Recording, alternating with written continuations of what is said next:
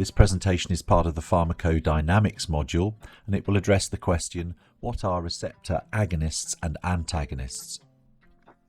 At the end of this presentation, you should be able to describe the role of receptors in mediating pharmacological responses, explain how changes in drug concentration will affect the pharmacological response, and define the terms agonist, antagonist, and partial agonist.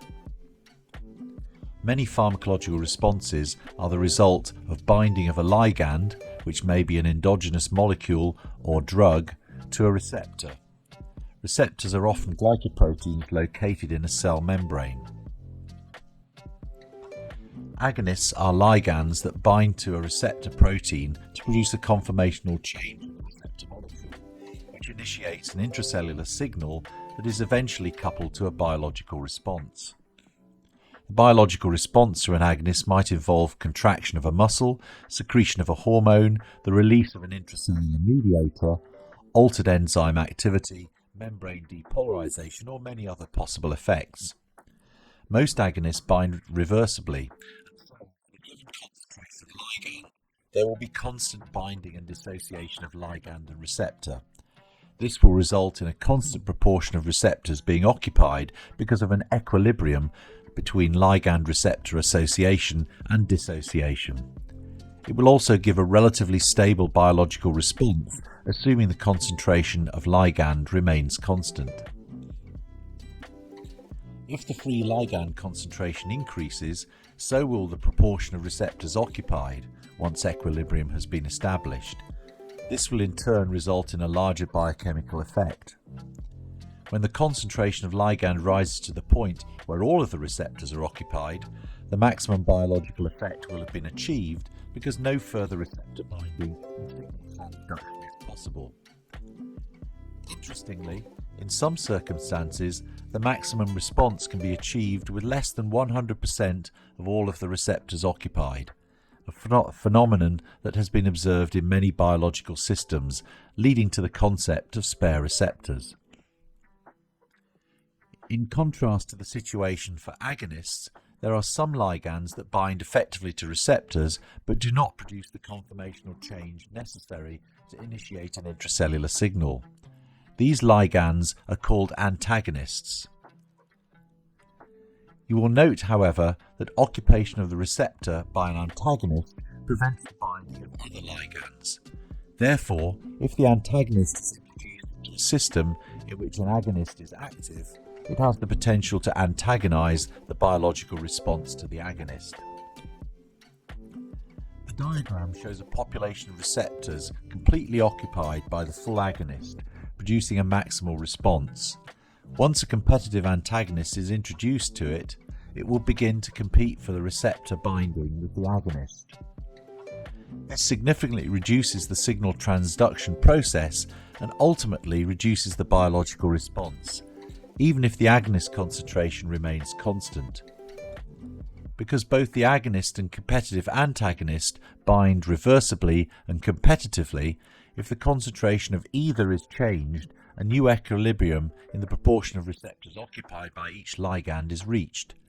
Therefore, the inhibitory effects of the competitive antagonist on the biological response to the agonist can be overcome by increasing the concentration of the agonist to the point where it outcompetes the antagonist. In contrast, non-competitive antagonists inhibit receptor-mediated agonist responses by binding to a different part of the receptor from the agonist, or interfere with one of the associated signal transduction pathways. They don't compete with the agonist for receptor occupancy. Simply increasing the concentration of the agonist, even to very high levels, cannot overcome their effects, and so the maximum response to the agonist, known as its efficacy, is reduced. Some ligands have properties that are intermediate between agonists and antagonists and are known as partial agonists. Partial agonists are unable to produce a maximal signaling effect and therefore biological response, even when all available receptors are occupied. However, they also block receptor sites that could potentially be occupied by full agonist, and this competition of receptors means that in some circumstances, partial agonists may also appear to antagonize the effect of full agonists. Some ligands, known as inverse agonists, are incapable of activating receptors by producing conformational change, and so are biochemically equivalent to antagonists, but do still in fact produce responses. The response they cause is pharmacologically opposite to those caused by the agonist at the same receptor. This curious situation arises because some receptors show a degree of activation even in the absence of ligand binding. This is sometimes referred to as constitutive activity and means that the receptor molecules are coupled to a biological response even when they are unoccupied. The addition of an agonist will augment the magnitude of the response at this constitutively active receptor. However, the addition of an inverse agonist has the opposite effect because it inhibits the constitutive receptor activity. The experimental observer will see that the agonist ligand produces a biological effect in one direction, while the latter ligands appear to produce effects in the opposite direction. Both appear to be agonists that exert pharmacological effects, but in opposite directions. For that reason, this unusual type of ligand is commonly known as an inverse agonist. That brings me to a brief review of the key points of this presentation. Ligands, including drugs that activate receptors to cause signal transduction and intracellular events leading to a biological response, are known as agonists. Ligands that bind to the same receptors but do not cause biological responses are known as antagonists. Partial agonists have properties that are intermediate between agonists and antagonists.